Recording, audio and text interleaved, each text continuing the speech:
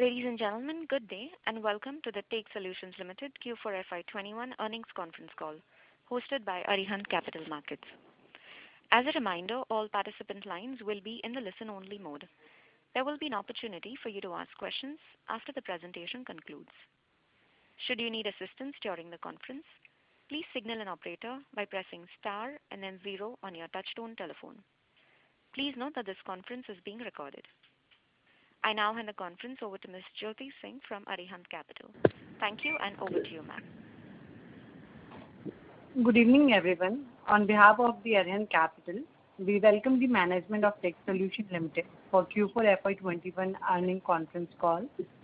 Thank you for taking time out. We have with us today Mr. Srinivasan HR, Vice Chairman and Managing Director, Ms. Subhana NS, Executive Director, Mr. Lalit Mahapatra, Chief Financial Officer, Dr. Ayaz Hussain Khan, Global Head Generic, Ms. Soumya Kaur, Clinical Head for APAC. Now, I would like to hand over the call to the management for future outlook. Thank you and over to you, sir. Thank you very much and good evening, ladies and gentlemen, joining the Q4 earnings call of Take Solutions. On behalf of my management, we are very pleased to be taking this call, and post the commentary, we will be very happy to take questions. Overall, we've had a very satisfying quarter. Margins have gone up significantly. The margins are at pre-COVID levels now. This was the focus over the last 3-4 quarters that we wanted to achieve, was very strong cash generation and a very strong EBITDA growth as we move forward. And it's very important that we sustain this. I'm happy to tell you that on the business side, we've had 100% renewals from all the top pharma companies that we deal with. We've also had 100% renewals from all the federal agencies in the United States with whom we do work. We've added 16 new logos during the quarter, several of them multinational in nature. There are good tailwinds for us to grow and continue to deliver profitable growth. For the quarter, our revenues were $30.1 million and the EBITDA was $5.7 million, the adjusted EBITDA. I'll come to the adjustment in a little bit. In terms of operating cash profit, we were at $4.6 million. That's up from $750K in the previous quarter. Going forward, I think this is going to be the trajectory. We are going to look more and more at EBITDA growth, at strong cash profitability. And while top line is important, I think cash generation is going to be the way to focus. Just coming to, in terms of the cost side, I think we've done a lot of hard work over the last 4 quarters. And just to give a context, our employee costs, which used to be around 28 million in Q3 of FY20, we are now at about 12.1 million. So we've delayed the organization.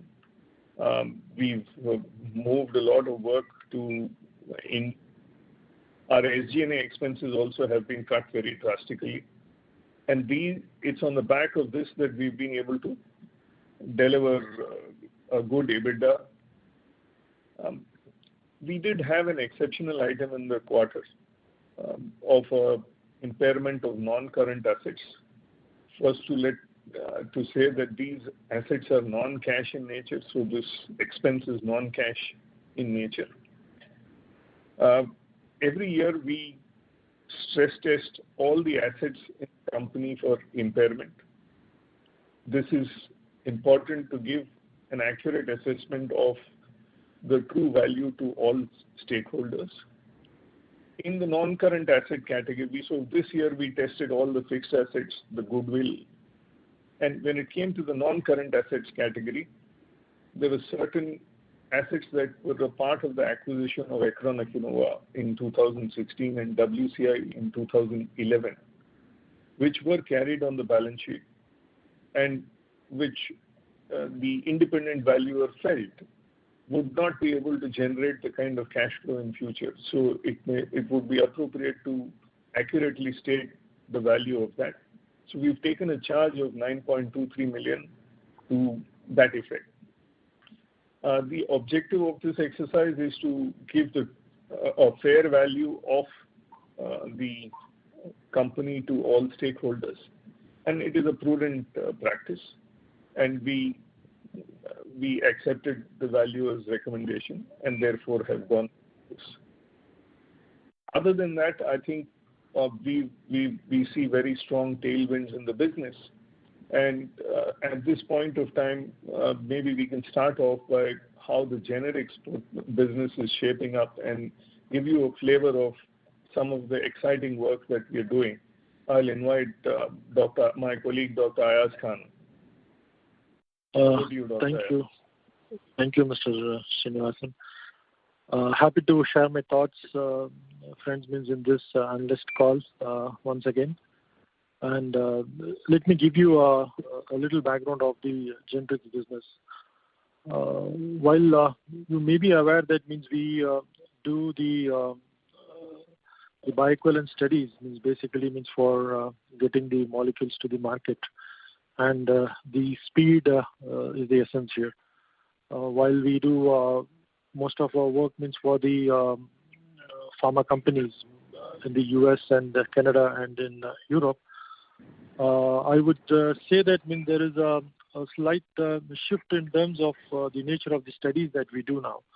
So we are more into the complex studies, which includes, say, clamp studies, which are for the diabetic molecules, which includes inhalation studies, for all the MDIs, aerosols and nasal sprays and things like that. And we also are into the peptides and the research around that. While COVID of course, had been very unprecedented the way it came in, but it also gave us a lot of opportunities to work on.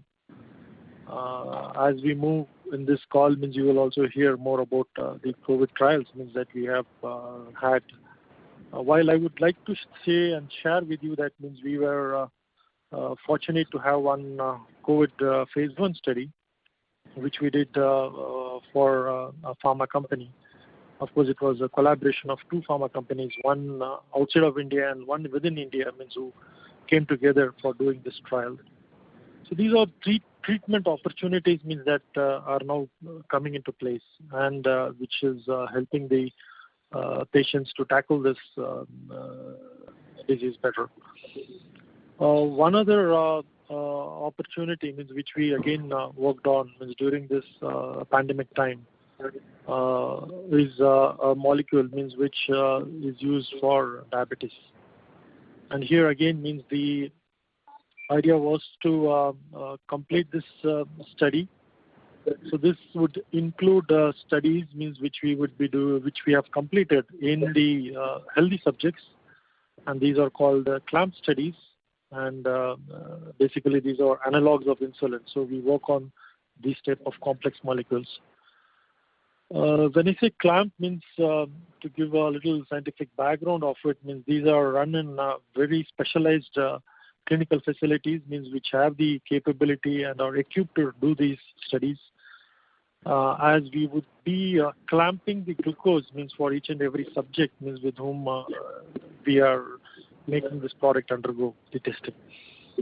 So here again, the testing happens to ensure that both the formulations which are tested and the results that are brought out from this are comparable in nature. For this, we use very high-end equipments, and I'm happy to share that we have those sophisticated LC-MS machines with us, which are used to analyze these samples.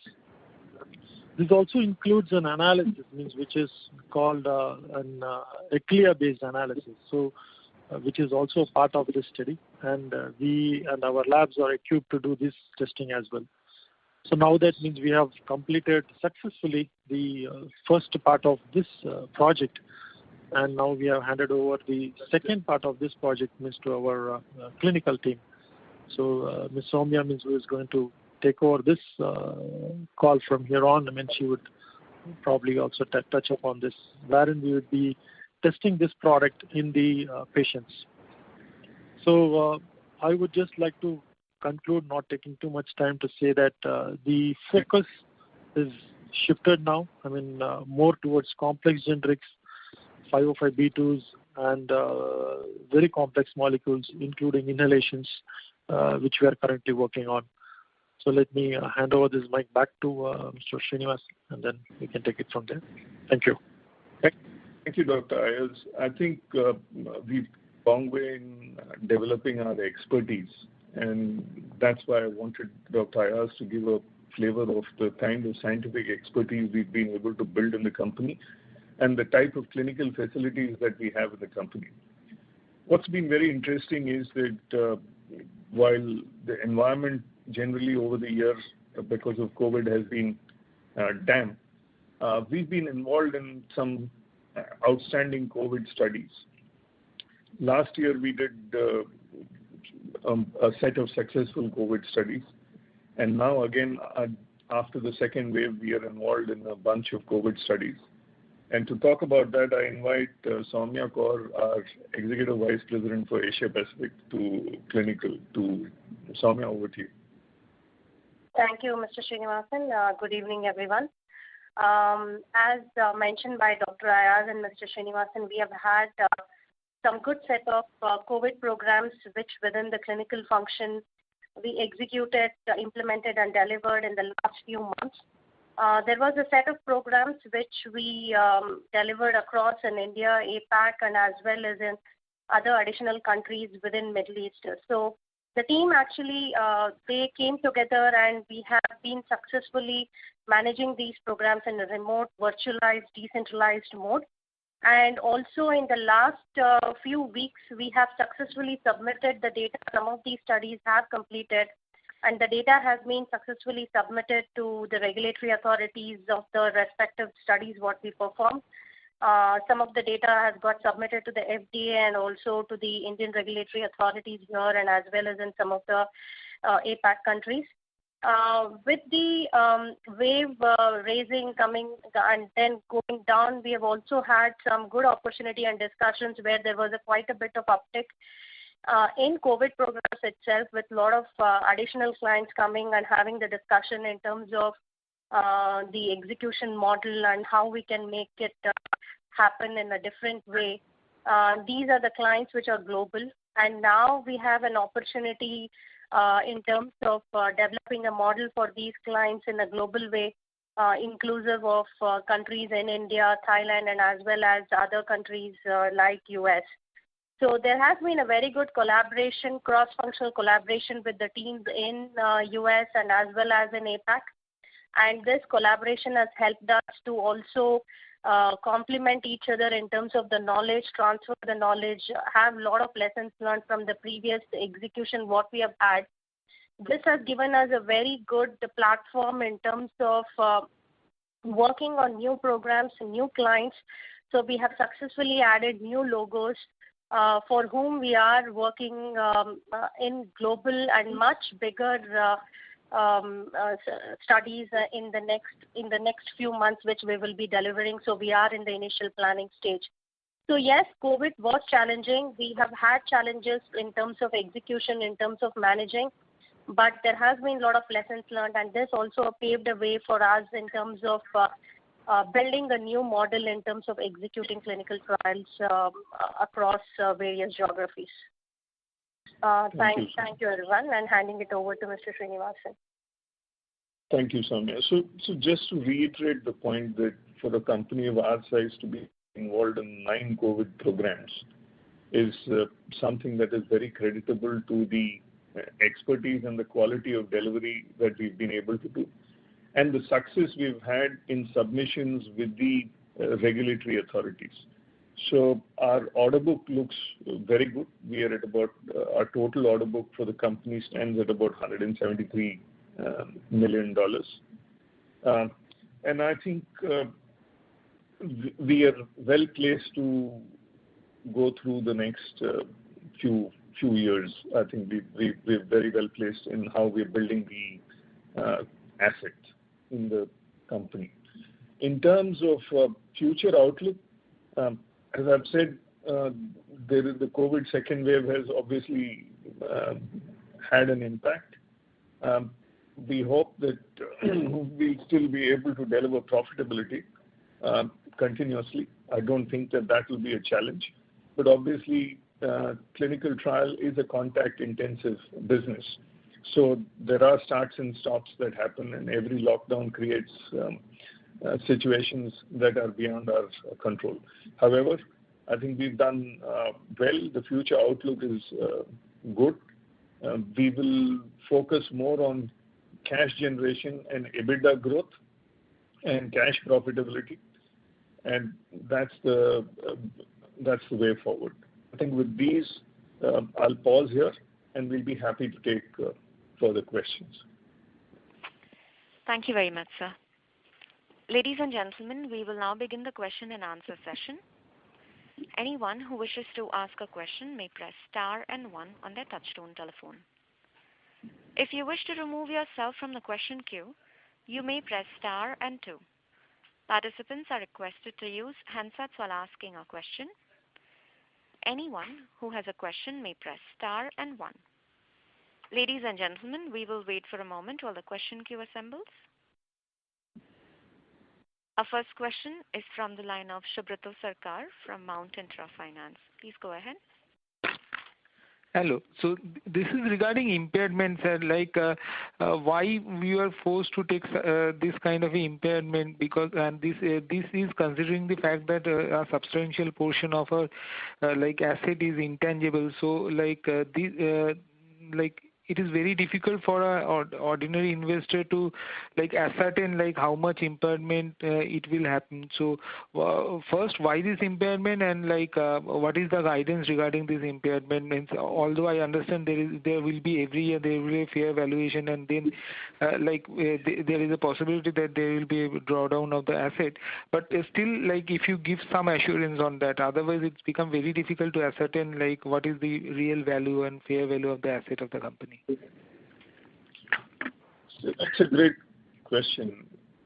See, we need to understand that the revenue of the company has come down substantially from the previous years on the back of closures of EU and certain actions that we've had to take.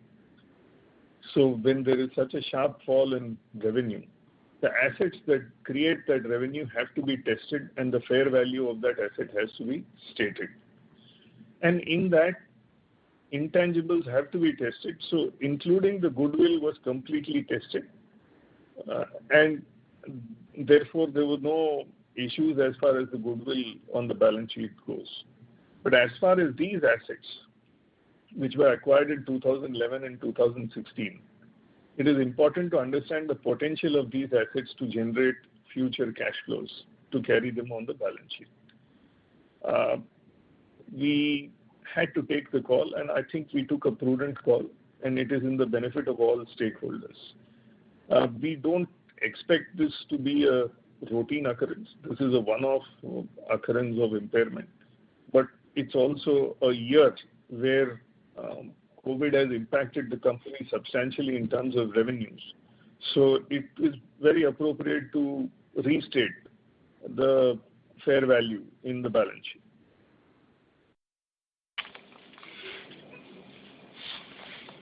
Hello. Sir, is there a possibility similarly on the receivable side that at some point of time we may find it difficult to recover a significant portion of the receivables, and in that case we have to write down the receivables also? No. I think if you see the receivables as a percentage of the balance sheet, it was 33% earlier. It has come down to 27% of the balance sheet. Our intention is to bring this down to in the early 20s as we move forward. And all the customers that we have are A-grade customers, and we don't have receivables problem. Pharma customers have their own delayed payment cycles, but there is never an instance of an issue of not being able to collect. So there will be no problem with the receivables. Sir, last two questions. First is is there a further possibility our revenue will continue to decline in the future? Number one. And second, sir, if you throw some light to understand these as we claim we deal with only large pharma companies. So we know in general experience a lot of Indian pharma companies, although I understand they are in a different domain altogether. They are in a product domain, whereas we are offering service on their on the R&D side. But still when we consider Indian pharma companies, there are certain companies which are actually supplier or do business to a great extent with those large pharma companies, but they never have that kind of a receivables higher receivable problem. So why we do face it, and is that the case to be in our kind of business model? No, I think we can have two. My assessment is, first I want to correct you that it's not that we do business only with large pharma companies. We do business with small pharma companies. We do business with Indian pharma companies, all of that. The answer to your question is that most of these companies, and they are public companies, right?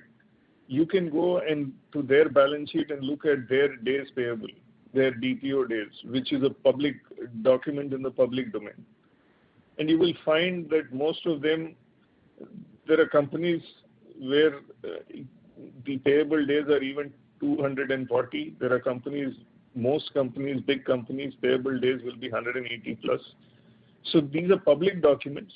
So you can go there and see what those companies are saying as their payable days.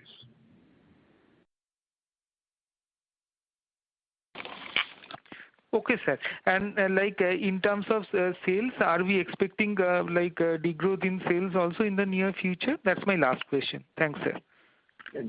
We are not having a degrowth in sales. We have enough orders. Our issue is our ability to execute the orders. Whenever lockdowns happen, there are start, stop. Then we are not able to predict to say what the revenue cycle will be. So revenue is not a function of only the sales, which we have more than adequately covered, but it's more a function of how much of the sales we are able to consume in the form of execution. I think we've done a good job over the last 9 months. Certainly we've understood the COVID protocol and we've adjusted our delivery capability to it. But still, when lockdowns happen and constraints are thrown, they will impact revenue.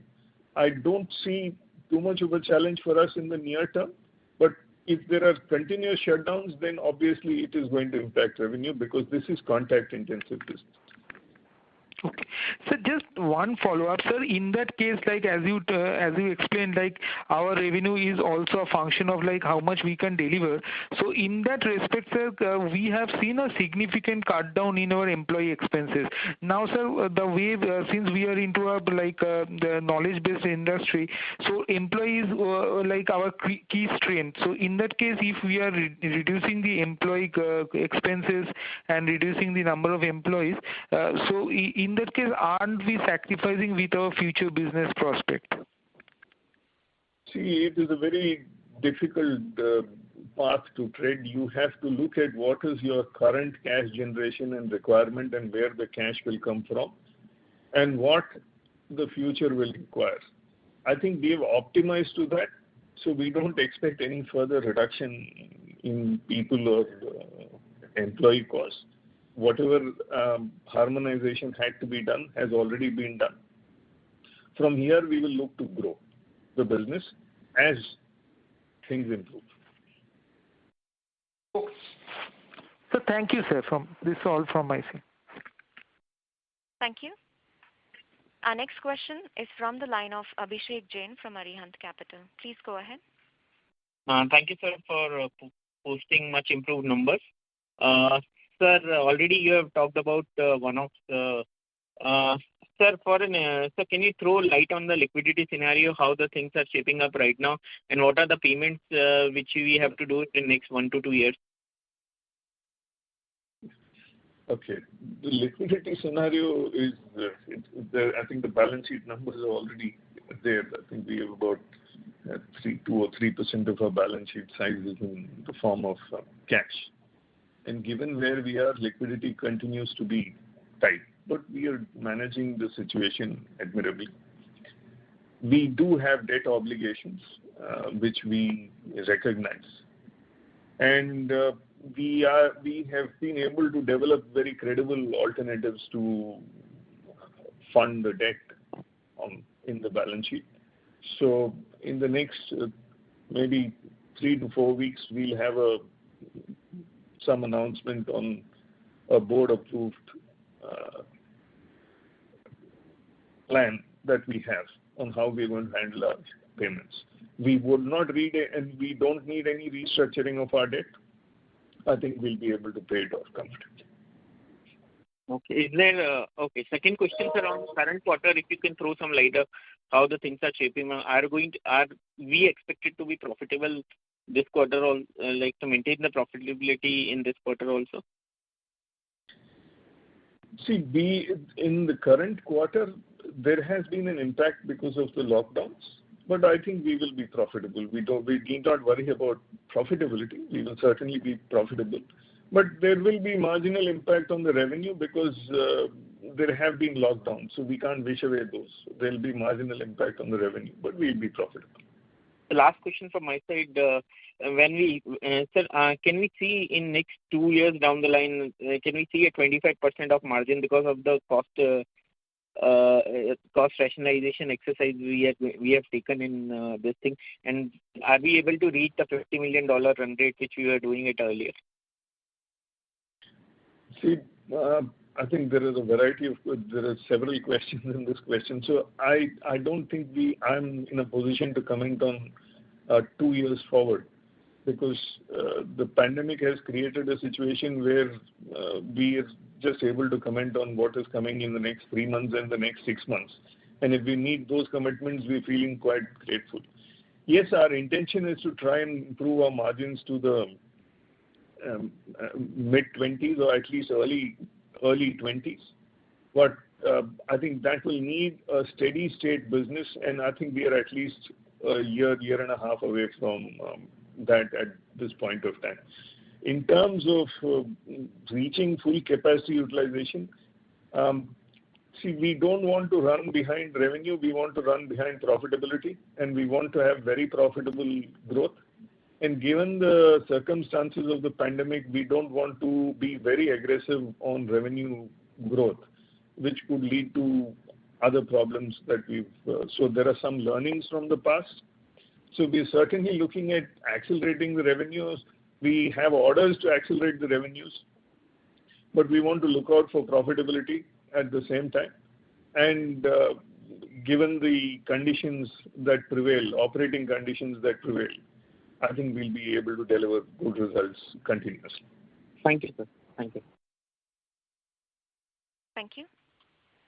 Our next question is from the line of Nirav Dalal from Maybank Kim Securities. Please go ahead. Thank you for the opportunity, and congratulations for steady set of numbers. A few questions from mine. One is on the revenue side. Q1Q, there hasn't been much of an improvement in revenues. So the reasons for the same, and related to it, is the liquidity situation impacting our revenue growth? So that would be number one. The second question would be on the employee headcount. Now that the employee cost has come down, is it because our business mix is moving from, say, services to clinical? Is that the reason we would be able to manage business at this employee level? So these are my two questions. I'll have other questions as well. So let me take the last question first. Okay. Clinical business obviously is going to be the strong growth driver as we move forward. Dr. Ayaz and Swami substantiate that the clinical business key growth drivers. But I think we should not read too much into the employee costs has come down because of a set of, we delayered the organization. We moved a lot of work back to India and strengthened the India operations. We're trying to now look at other countries in ASEAN where we can have possibly low-cost operations. We're also trying to look at low-cost locations in South America if feasible. So I think employee cost will hover around here. I think obviously we'll have to factor in the increments that went in during April 2021. So there'll be an increase marginally in the current quarter that we're going on, in terms of employee cost. Now, in terms of Q1Q growth, see, there are two reasons. Yes, liquidity is a reason so we need to discharge several obligations which we have to keep current. So there is a limitation in the way in which we can fund our growth. It does impact. But it's also because sometimes these are milestone-based recognitions of revenues. So, for example, in a clinical trial, if you can recognize the revenue only after you've done 50 patients, and if you've done, let's say, 40 patients or 30 patients at the end of 31st March, that revenue cannot be recognized. It will come in the current quarter. So there are a variety of reasons to that. I think we should be able to grow well from here on. We won't have challenges of either revenue or profitability as we build the business again. Right, sir. So, and then moving ahead, harping on the impairment piece. Now, one of the pieces in the impairment was related to the generics business. So that I think we had recognized as an asset in FY20 and now in FY19 or FY20, and now we have written it off. So just wanted to understand, though we are very strong on the generics side, why that write-off? That would be one. And then as we are moving business out of the USA to India, are we running the risk of impairment on the US acquisition on the services side that we had done? No, we have stress tested all the acquisitions. There is no impairment that is required. In fact, everything is going in the coming in the coming years, because as we are moving towards more on the clinical side, are we running the risk of impairment on that side of the business? Are both clinical. That is what I'm trying to tell you. Sure. So therefore, there is no risk there. The acquisitions in the US were clinical acquisitions, and we are growing exactly of the business. So there is no need for impairment. Correct. I was specifically asking regarding data Sutix. So I believe there we are doing more services based, or we are actually moving into clinical in that business. So data Sutix clinical business, and there we have actually grown the headcount in the US. Okay. So there is no need. You must understand that when I say that we are trying to do whatever we can do well in India, we are trying to do it in India, right? Correct. So it is not necessary that we have shifted everything back to India. That is not the assumption you need to make. Correct. We need a global delivery model that is optimized for performance first and cost next. And we are trying to achieve that. So whatever we are able to offshore, we are doing it in India. But there is a lot of activities that we are doing in the US. And the data Sutix piece of the business that we acquired, whatever the headcount was when we acquired it in the US, that headcount substantially thereon. So I think we should not take a theme out of context and try and apply it to every business, right? And next, as the generics business goes, the one that you are referring to in FY19 is different. This technical know-how we are referring to is what came as a part of the acquisition in FY16. Okay. It has nothing to do with FY19. So we are now not using that technical know-how, or we don't feel that there is a potential to use that any longer. Okay. And that is why, out of abundant prudence, we've taken this step. Right. So, and just lastly, so should we assume that by FY22 and we should be back to our normal 110 days for receivables and stuff? Yeah. So how should one look at it that way? I think, because of the compression in revenue in the previous previous FY that went by, it will show up a little differently. I think we should come back to those during the current year. I'm very positive we'll be back there.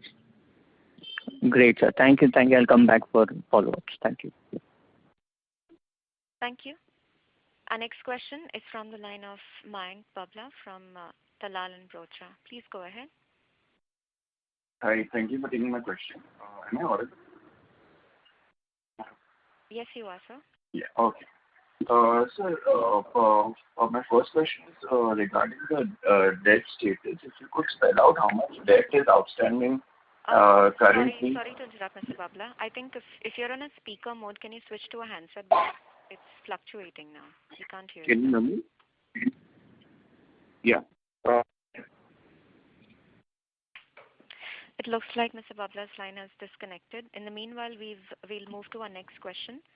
That's from the line of Deepak Poddar from Sapphire Capital. Please go ahead. Yeah, hi. Thank you very much, sir. So just wanted to understand, now you did speak about the challenges that you're facing and maybe the normal steady state scenario, maybe 1.5 years down the line. So that is when, so by when we are expecting our pre-COVID level kind of revenue one can come back to? Will it require that 1.5 years that you have been talking about to reach a normalized level of revenue? So any kind of comment on those lines would be helpful. We'll have to take it in two parts. First, do we have the orders to come to that level of revenue? The answer to that is yes. I think with the current orders on hand, we can actually be executing revenues of about maybe 35-40 million per quarter comfortably. We should be able to execute. But are we able to do that? There are physical constraints now because of different issues, protocols for COVID, and the extra time that it takes, how we manage the remote. Those constraints, I don't know when they will go away for me to reflect accurately and tell you.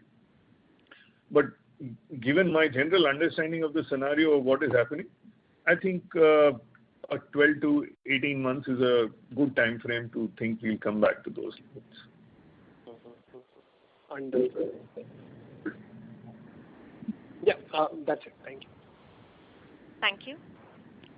Our next question is from the line of Mayank Babla from Dalal & Broacha. Please go ahead. Yeah, hi. Sorry I got disconnected last time. Actually, so my question was around the debt status right now. What is the current, if you could spell out for us, what is the current outstanding debt versus what it was last quarter and same quarter last year? And in the last conference call, you had mentioned that by this quarter end, we would have a strategic plan for repayment of debt. So why is it pushed for another 3 to 4 weeks? And what would be the dues for repayment in the next 1 year, and how do we plan to meet them? That's all from my side. So I won't have the debt schedule right in front of me to be able to relate that, but roughly our debt outstanding is in the order of about $70 million. Why it would take another 3 to 4 weeks? Whenever we give a time frame, we give a time frame in the hope that we'll be able to do it by then. But there are There is a process. There are a set of approvals that need to be in place. And unless those approvals come from the right quarters, we will not be in a position to make a public announcement. All I can say is that we have very credible options before us for solving the debt that's sitting on the balance sheet in Take Solutions. And you should hear from us in the next 3 to 4 weeks. Okay, sure. And sir, just last, if I could squeeze in that the order book this time you mentioned was $173 million. What was it compared to last quarter and last year? So last year, I think was some 270 or thereabouts. I'm just recalling from memory, but I'm not sure about it. Last quarter was 170. Okay. Thank you so much. Best of luck in the future. Thank you. Thank you. Our next question is from the line of Nitin Gandhi from KIFS. Please go ahead. Yeah, thanks for taking my question. It's good to hear that you'll be more or less running positive profit in FY22 all the quarters, as the revenues are unlikely to be below 30 and employee costs are significantly controlled at 12-13. So is there some indicative employee to revenue link ratio which can be in place for going forward? Because it has moved significantly better from 1.3 to almost 2.5 now. No, I think we look at the business and go about it. So we don't look at ratios to how the business should be run. We just look at different models that work, and on the back of COVID, we had to architect a different delivery model, a different cost model of how we were going to run the organization. And that's what we've achieved. But we'll try to keep the employee cost, contain it to these percentages of revenue. Mm-hmm. But are they current employees good enough to the 3740, which is a normal required revenue, which you also expect in going forward? What could be the price on that?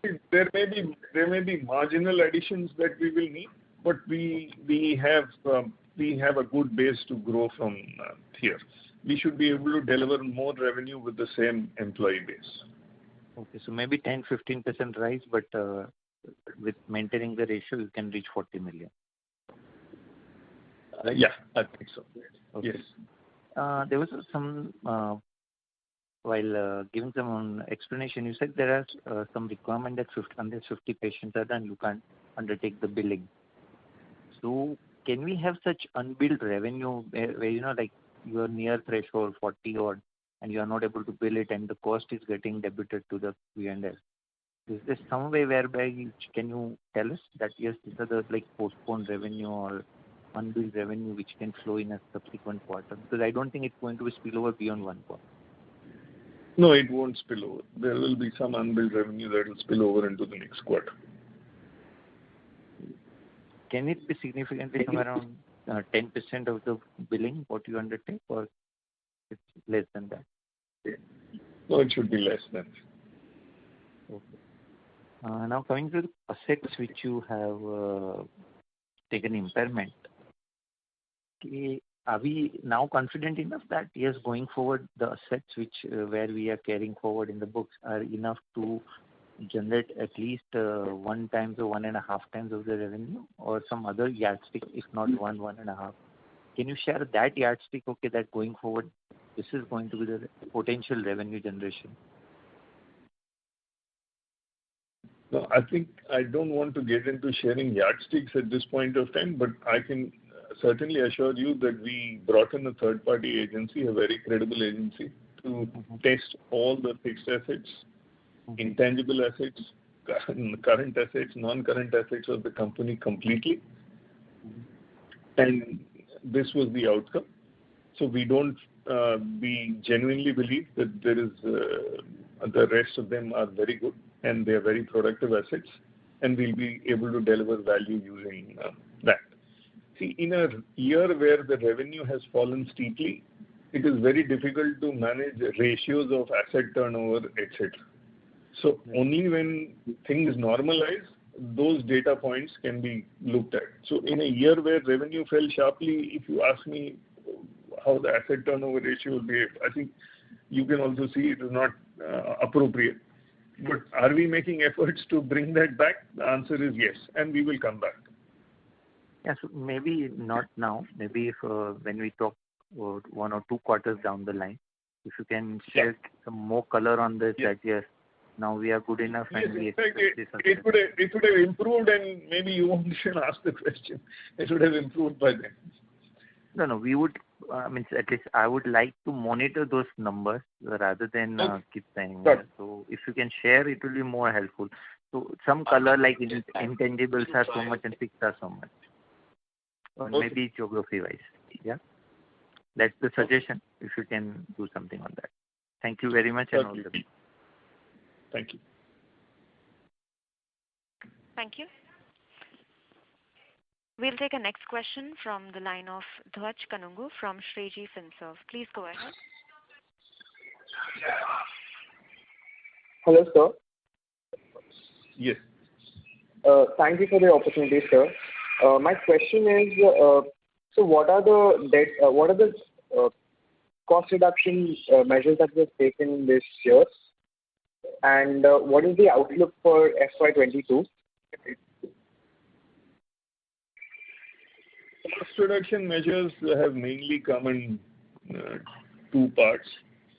The first is we've substantially lowered the employee costs compared to the previous years. We've delayered the organization. We've closed a few offices. We've let go of a lot of senior people in leadership, and that's visible. So we stand at about 12.1 for the last quarter in terms of employee costs, as opposed to 28 or 29 that used to be in the previous FY. In terms of SG&A, we now have a very low office footprint. We've remapped our entire office footprint. And obviously, with travel having gone and no meetings and conferences, we've moved to a digital mode on most of our marketing efforts. That also we've been able to control substantially. It's around $5.1, $5.2 million per quarter.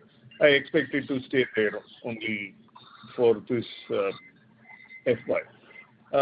I don't want to give a revenue outlook except saying that the entire focus is going to be on keeping high EBITDA and maintaining cash profitability.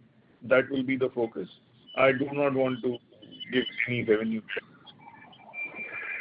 All right, sir. And one more question was that you guys have opened a subsidiary in Singapore. What would be the main activities of that subsidiary, sir?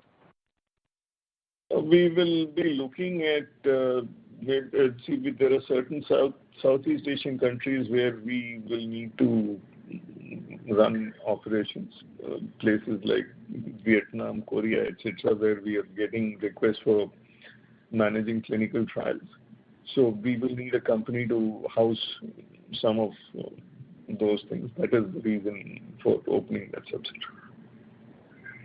All right. Thank you, sir. Thank you. Thank you. Ladies and gentlemen, that was the last question. I now hand the floor back to Ms. Jyoti Singh from Arihant Capital for closing comments.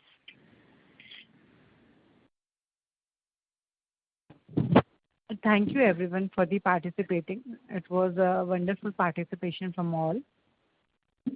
Thank you very much. Thank you. Thank you. Ladies and gentlemen, on behalf of Arihant Capital Markets, that concludes this conference. Thank you for joining us, and you may now disconnect your lines.